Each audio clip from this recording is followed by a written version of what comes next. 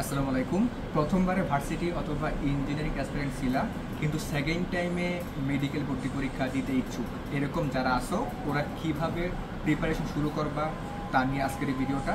আমি জুনিয়র হাসান টুটুল, বর্তমানে পড়াশোনা করতেছি ঢাকা মেডিকেল কলেজ ৩য় বর্ষে এবং আমার কলেজ ছিল নটর ডেম কলেজ। যারা প্রথমবারে ভার্সিটি অথবা ইঞ্জিনিয়ারিং প্রিপারেশন নিছো, তোমাদের প্রিপারেশন যত ভালোই হোক না কেন, মেডিকেল অ্যাডমিশনের ওরিয়েন্টেড প্রিপারেশনটা আছে। তোমার এমসিকিউ টাইপ বুঝতে পারা, কোশ্চেন ব্যাংক অ্যানালাইসিস, এগুলো তোমরা কিছুই করো নাই। তো আমি ধরে নিচ্ছি তোমাদের অবস্থাটা এরকম হবে যে তোমরা এবার ফার্স্ট টাইমার, ঠিক আছে? কারণ মেডিকেল অ্যাডমিশন নিয়ে তোমার খুব একটা ধারণা নাই। আবার অনেকেই আসো যারা ভার্সিটি এবং ইঞ্জিনিয়ারিং প্রিপারেশন নেওয়ার পরেও হয়তো মেডিকেলে এমনি দেওয়ার জন্য পরীক্ষা দিছো, তার মানে সামান্য একটা আইডিয়া আছে যে হল প্রেশার কীরকম হয়, কোশ্চেন প্যাটার্নটা কীরকম হয়, হয়তো সামান্য একটা আইডিয়া পাইছো, ঠিক আছে? তো এখন তোমার ক্ষেত্রে তুমি যেহেতু গত 9 তারিখ হচ্ছে গুচ্ছের ভর্তি পরীক্ষা শেষ হলো এবং বলা যায় এখন থেকে সেকেন্ড টাইম প্রিপারেশনের পিরিয়ডটা শুরু হয়ে গেছে, ঠিক আছে? তো তোমরা যারা প্রথমবারে ভার্সিটি এবং ইঞ্জিনিয়ারিং তারা এবার মেডিকেল প্রিপারেশন শুরু করার ক্ষেত্রেই আমি যেই জিনিসটা যদি ফোকাস করি বা হচ্ছে গুরুত্ব দিই সেটা হচ্ছে প্রশ্ন ব্যাংকটা দেখো আর কি, ঠিক আছে? যে কোনো ভর্তি পরীক্ষায় যে প্রশ্ন ব্যাংকটা তোমরা অবশ্যই ভার্সিটি ছিলা বা ইঞ্জিনিয়ারিং ছিলা বা একাডেমিকে মেন বই ভালো করে পড়ছো, তো মেন বইয়ের টপিকগুলো নিয়ে কম বেশি সবার আইডিয়া আছে, ঠিক আছে? তো তুমি যদি মেডিকেলের প্রশ্ন ব্যাংকটা একবার দেখে ফেলো, তোমার একটা কনসেপ্ট বিল্ড আপ হবে যে না, ভর্তি পরীক্ষার প্রশ্নের প্যাটার্নটা এরকম হয়, এরকম প্রশ্ন হয়, এরকম হয় না, ঠিক আছে? এই জিনিসটা খুবই গুরুত্বপূর্ণ। তোমরা যারাই সেকেন্ড টাইম প্রিপারেশন শুরু করবে এখন থেকে, তারা প্রথমে এই কাজটা করো, প্রশ্ন ব্যাংকটা একদম খেয়ে ফেলো, যাতে করে কোনো একটা চ্যাপ্টার পড়ার সময় তোমার ওইটা মাথায় আসে না এই চ্যাপ্টারের এই টপিক থেকে এই প্রশ্নটা ভর্তি পরীক্ষা আসছে। এটা আমি যখন স্টুডেন্ট পড়াতে যাই, আমি স্টুডেন্টকে প্রায় সময় বলি যে এটা কিন্তু ভর্তি পরীক্ষা আসা প্রশ্ন, ঠিক আছে? তো তোমার প্রশ্ন ব্যাংক অ্যানালাইসিস বা সলভ করা এরকম হওয়া লাগবে যাতে করে কোনো একটা চ্যাপ্টার পড়ার সময় বা রিভিশন দেওয়ার সময় তুমি বলতে পারো যে না, এই কোয়েশ্চেনটা ভর্তি পরীক্ষা আসছে। এইভাবে প্রশ্ন ব্যাংকটা সলভ করো।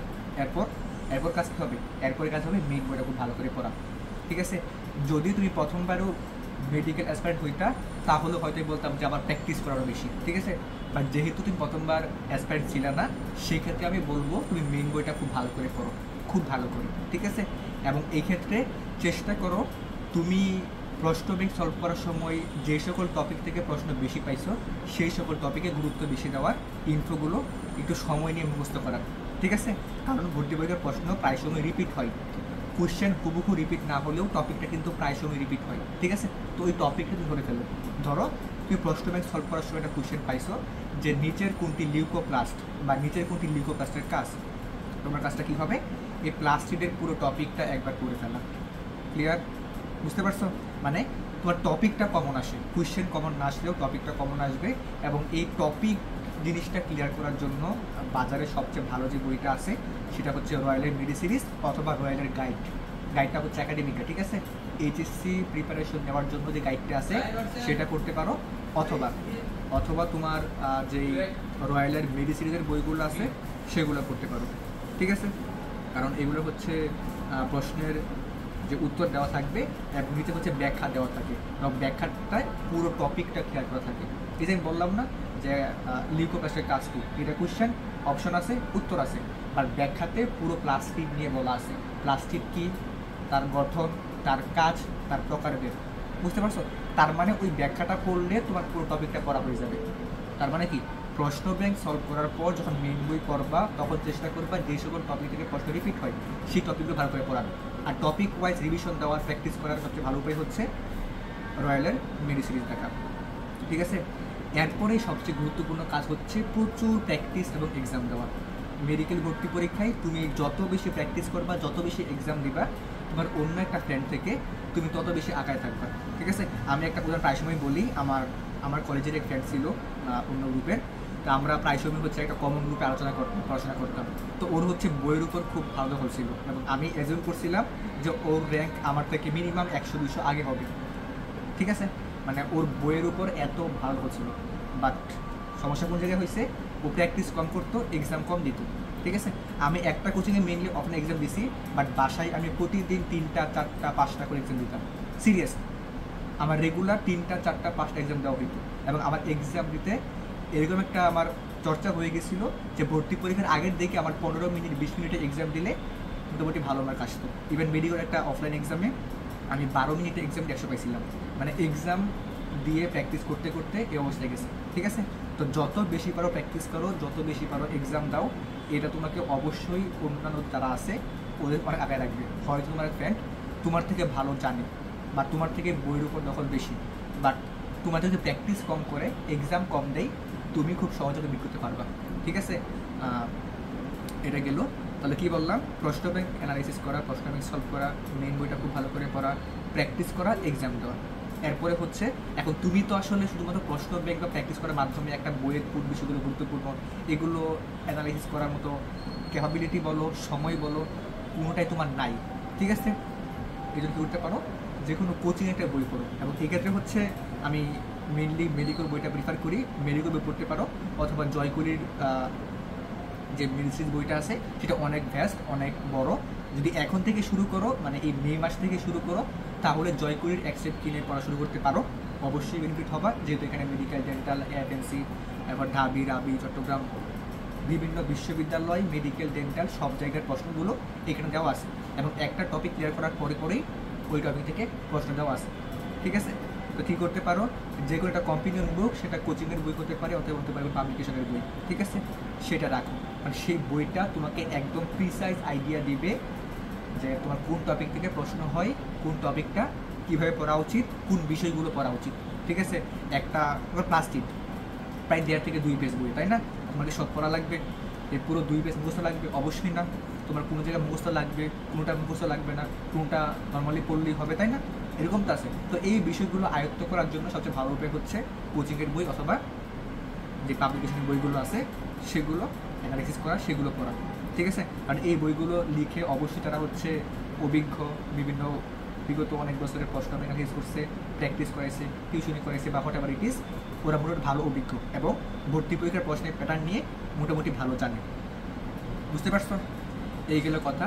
এখন আরেকটা বিষয় হচ্ছে সেকেন্ড টাইম প্রিপারেশনে তোমরা কি কোনো কোচিংয়ে ভর্তি হবা কি না? এটা খুব কমন একটা কোশ্চেন যে ভাই কোন কোচিংয়ে ভর্তি হবো, সেটা কি অফলাইন নাকি অনলাইন, বা কীভাবে আমি ম্যাচ আপ করবো?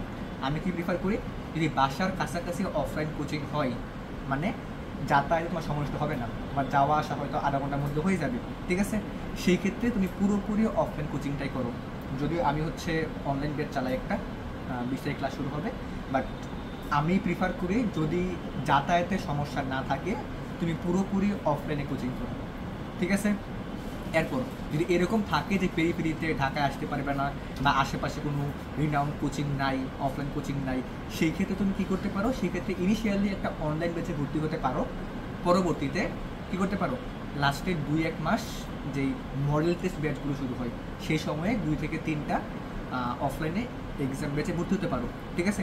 আমি বলতেছি কি, অফলাইনে এক্সাম দেওয়া মাস্ট, তোমাকে দেওয়াই লাগবে অ্যাট এনি কস্ট, ঠিক আছে? যদি একদম অফলাইনে এক্সাম না দিয়ে সারা জীবন মোবাইলে গোটায় গোটায় হচ্ছে এক্সাম দিবা, এবং মেন ভর্তি পরীক্ষায় তোমার আশেপাশে 100 জন মানুষ, তুমি এক্সাম হলে বসে আসো, কলম দিয়ে মৃত্যুপাত করবা, কিছুই পারবা না, ঠিক আছে?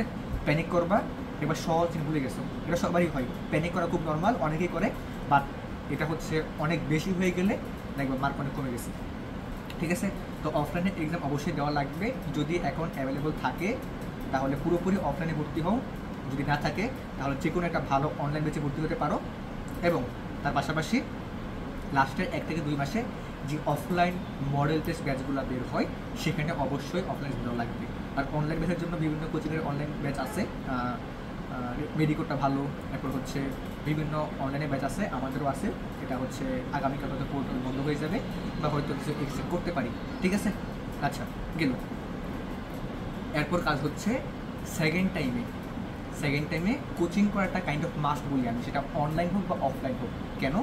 তোমাকে পড়াশোনার মধ্যে এঙ্গেজ রাখা, কারণ সেকেন্ড টাইমে তোমরা অনেকে একটা ফ্রি টাইম পাও, তোমার প্রেশার নাই, পড়াশোনার প্রেশার নাই, কেউ চাপ দিতেছে না, তো আমি কালকে পড়ি, পরশু পড়ি, এই যে প্রোক্রাস্টিনেশন, এই প্রোক্রাস্টিনেশনটা তোমার সেকেন্ড টাইম প্রিপারেশন একদম ধ্বংস করে দিবে, ঠিক আছে? প্রোক্রাস্টিনেশন যাতে না করো এই জন্যই আমি প্রিফার করি যদি অ্যাভেলেবল হয় অফলাইনে, মানে আমাদের অনলাইনে কোচিংয়ে ভর্তি হও, সেইখানে রেগুলার ক্লাস করো, প্রিপারেশন নাও, এরপর এক্সাম দাও। ক্লিয়ার? আচ্ছা, এরপরে হচ্ছে একদম প্রপার বা একদম সঠিক গাইডলাইন বা হচ্ছে মেন্টর রাখা, একদম গাইড রাখা বা মেন্টর রাখা। কেন বলতেছি? কারণ সেকেন্ড টাইমে হুটহাট ডিপ্রেশনে পড়া, হতাশায় পড়া খুব কমন, ঠিক আছে। আমাদের ব্যাচে হচ্ছে প্রায় 90% সেকেন্ড টাইমার, তো ওদের মধ্যে বেশিরভাগই হচ্ছে ডিপ্রেশনে ভুগতেছে বা বিভিন্ন কনফিউশনে থাকে বা একটা প্রপার গাইডলাইনের প্রয়োজন হয়, ঠিক আছে। তো চেষ্টা করো এরকম কারো টাচে থাকার যে তোমাকে প্রতি মুহূর্তে গাইড করতে পারবে, ঠিক আছে। এবং এটা তো খুবই গুরুত্বপূর্ণ, এই মেন্টাল সাপোর্টটা বলো, এই গাইডলাইনটা বলো, মেন্টরিংটা বলো, এটা একজন সেকেন্ড টাইমার মেডিকেল অ্যাডমিশন যে ক্যান্ডিডেট আছে ওর প্রিপারেশনটাকে অনেক স্মুথ করবে, ঠিক আছে। তো চেষ্টা করো তুমি পরিচিত সিনিয়র ভাই থাকে, আপু থাকে, বা কোনো ভাই বা থাকে আর কি, ঠিক আছে, এরকম কোনো ভাইয়া বা আপুর সাথে কন্ট্যাক্ট রাখো, যে কোনো সমস্যা কনফিউশন বা সেটা ডিসকাস করো, আলোচনা করো, সেভাবে প্রিপারেশন নাও, ঠিক আছে। এই আর কি। তাহলে যেগুলো বললাম একটু খেয়াল করলে তোমরা আসলে বুঝতে পারবা, প্রশ্ন ব্যাংক দেখা, প্র্যাকটিস করা, মেন বই খুব ভালো করে পড়া, প্রচুর এক্সাম দেওয়া, একজন মেন্টর রাখা, এবং অবশ্যই কোনো একটা কোচিংয়ে ভর্তি হওয়া, যদি অ্যাভেলেবল হয় অফলাইনে, না হলে অনলাইনে, এবং পরবর্তীতে অবশ্যই শেষ 2-1 মাসে অফলাইনে এক্সাম দেওয়াই লাগবে। অফলাইনে এক্সাম না দিয়ে মেন ভর্তি পরীক্ষায় কেউ বসবা না, এটা আমি একদম ডিমোটিভেট করি, ঠিক আছে। কারণ এটা হচ্ছে অনেকেই সাফার করে, অনেকে অফলাইনে প্রচুর এক্সাম দিয়েও মেন ভর্তি পরীক্ষায় প্যানিক করে, নার্ভাস হয়ে যায় এবং সহজ সহজ কোশ্চেনগুলো করে আসে, ঠিক আছে। তো ভালো মতো প্রিপারেশন নাও, উচ্চ ভর্তি পরীক্ষা শেষ, এখন তোমার সেকেন্ড টাইম জার্নি শুরু হয়ে গেছে, একদম ভালো মতো প্রিপারেশন নাও। আর এই তো, গুড বাই, আসসালামু আলাইকুম।